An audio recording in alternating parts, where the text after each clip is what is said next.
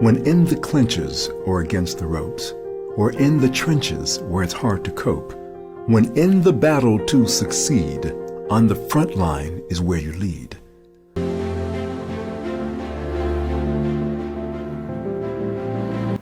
We are in the election year,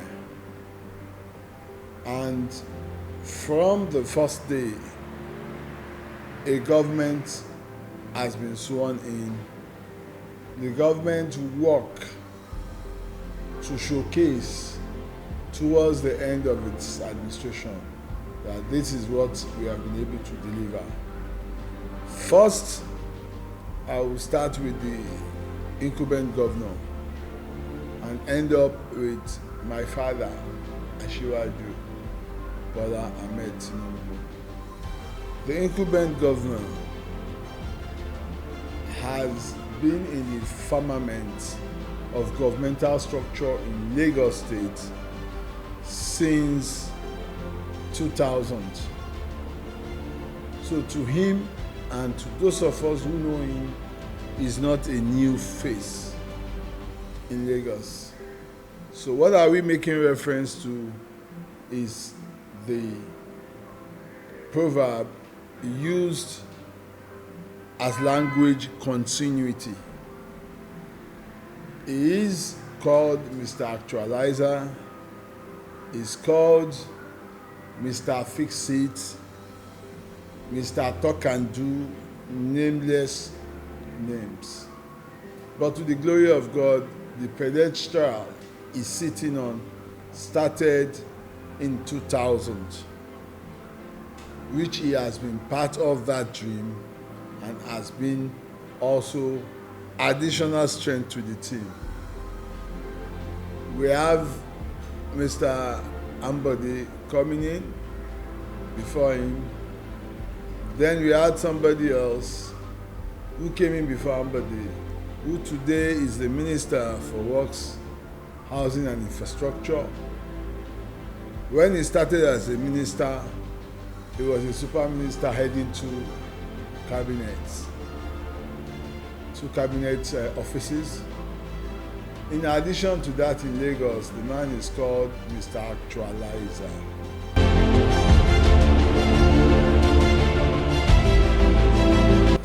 There is not enough. Why is it not enough? We've been doing publicity at every level, federal, local. I think the latest jingle now is the artisans in Lagos. They've gone up to DSTV.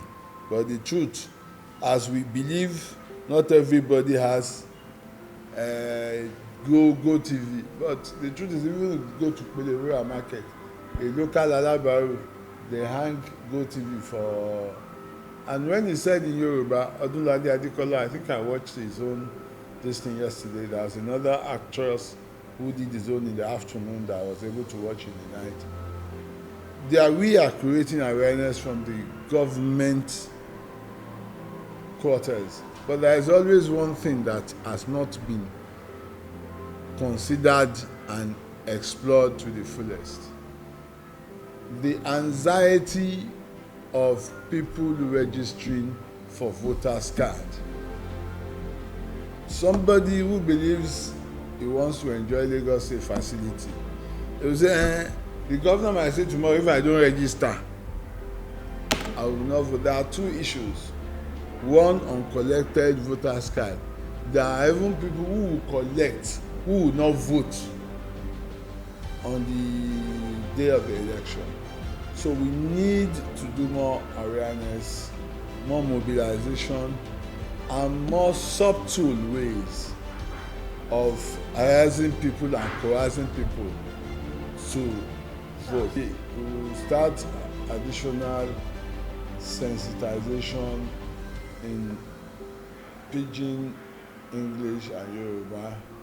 We have like 3 of these small buses they call Korope. So they will go out to the market, tie this thing on them, encouraging people to come out. There are people who, one way or the other, they've lost their voters' registration slip given to them temporarily.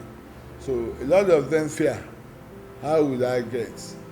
But naturally we are lackadaistic, because prior to the release of the PVC, there was already a voters list in all registration centers. A center, when you talk of that center, is always attached to one ward. So all the zones in that ward will go to the main center to look at, browse through their names. So they will tell you previously, maybe because the time frame is a bit close, there is always in the INEC procedural guidelines, before a general election, there will be a voters display. Then there is always a space for objection, claims and objection. But in the last few years, it has been doused down. What do they call claims and objection? There are people who will say they are living at number 13, Dumota Street. There are people who also live there who don't see that man, who know he or she doesn't reside in that ward. So they go. That's why they will first place the list, give 3 days for claims, counterclaims, and objection.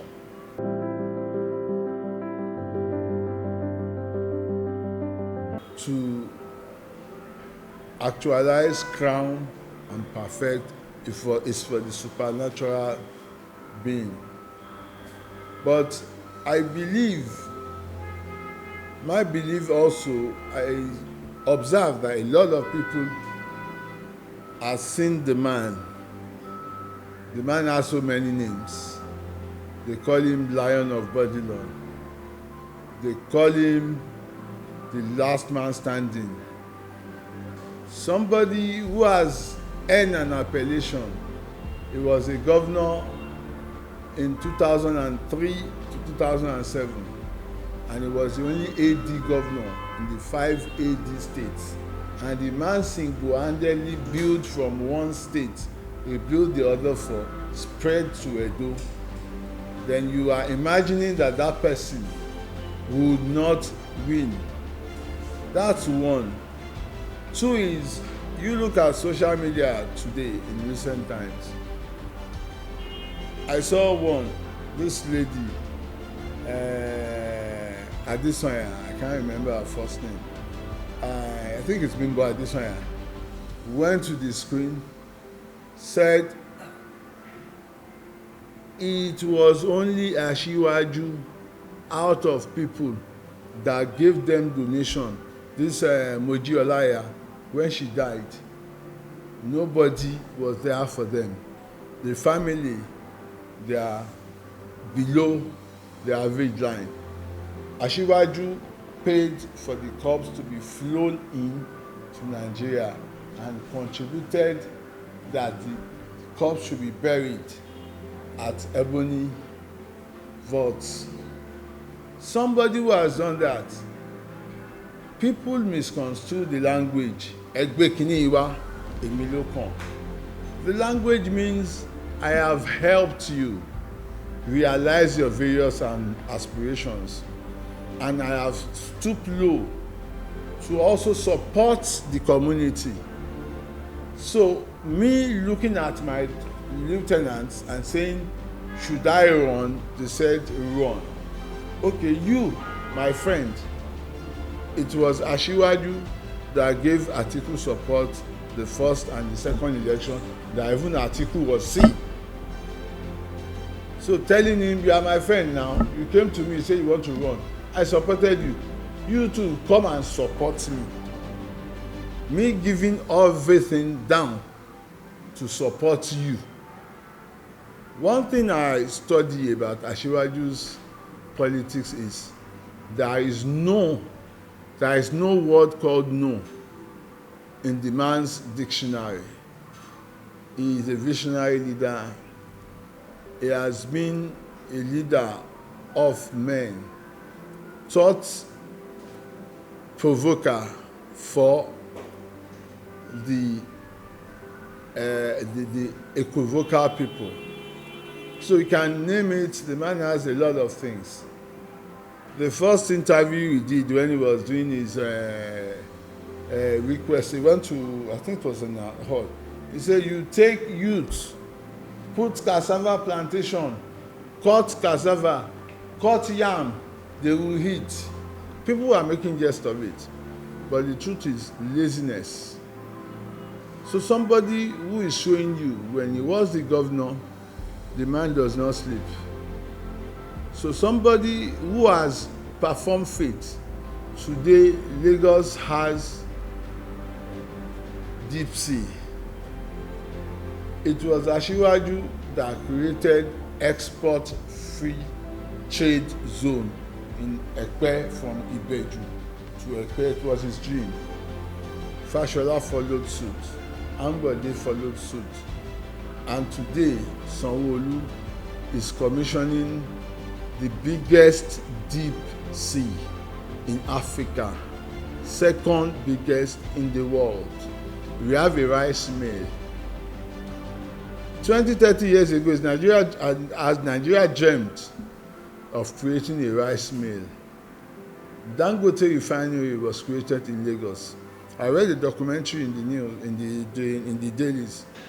The man is going to employ 10,000 different field workers and another 2,000 offshore workers. You are saying in Lagos, in another few years, you would see either petrochemical engineers, skilled, will go to that axis, numbering about 20,000. That is even not Nigeria. I was at a program on Saturday. I labeled the governor, Mr. Governor, creating a mini country in the country called Nigeria. Who created it is Asiwaju Bola Tinubu. Is the dreamer and also the beginner. He has an actualizer, he has reinforcers, and the last man here is Mr. Talk and Do. So somebody who can talk and follow it up. Then what are we saying?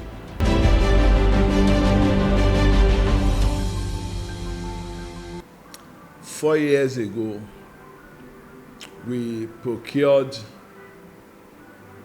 a blender. They call it iron bender and blender. It's manual. It does not use electricity. It has its own pin. It just pin as if you are pinning all the window walls and also the burglars. There are young people taking training there. Every day people must build houses. Every day people live in perpetual fear of insecurity. So they must do a burglar house. The issue that we have is in Lagos, worldwide cosmopolitan cities face a lot of migrations. Take immigrants on a daily basis, and when you have a lot of migrants, you have to think inwards, because the more they migrate, the more opportunity for turning around of your economy. Mind you, if you move swift with the time. If you are not moving, you will not create additional wealth. I spoke with some young chap here. We have a group we call Lagos Island Connect. It involves Lagos Island West and East, my sister local government. But to the glory of God, I was one of the pioneers of the group. Just like Sanwo-Olu switched to gas. I told the GM we were inside, we sat side by side. I said, Lagos State has stole my idea. He said, Chairman, we are now speaking, he said, Chairman will come. Because the initial design, we have a space under Ebute, what do you call this? Ebute, opposite is That stretch was earmarked for, initially it was used as a dump site. Then gradually the local government was looking at it as a dump site turnover, taking the debris, converting it into wealth for other uses. Later the state government came, they want to site a gas transfer station there when I was the executive secretary. But till today, so they are saying we should partner. Most of these things are youth friendly and youth initiative. Furthermore, we have what we call a youth friendly center. That is at Okwawu. It was instituted by the state government, collaboration with UNICEF and the local government. It's created in Okwawu. By now it's moved to Onola. What prompted it was the early pregnancy of teenagers in Lagos as a whole.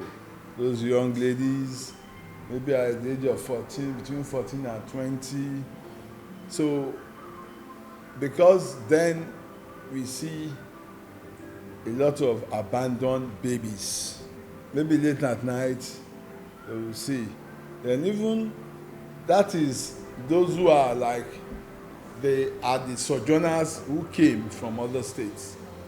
But those who are even the indigents of the states, yes, they would they carry their baby, but do they have a means of survival?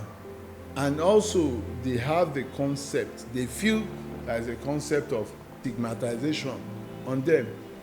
So Youth Friendly Center brings them together to talk and interact with each other and see the other people of the outside world. They have games there, they have different games, electronic games. Then they have counselors who come and sing on a daily basis. We are looking at rehabilitating a bigger place for them to get in. So for more and better rehabilitation of the youths.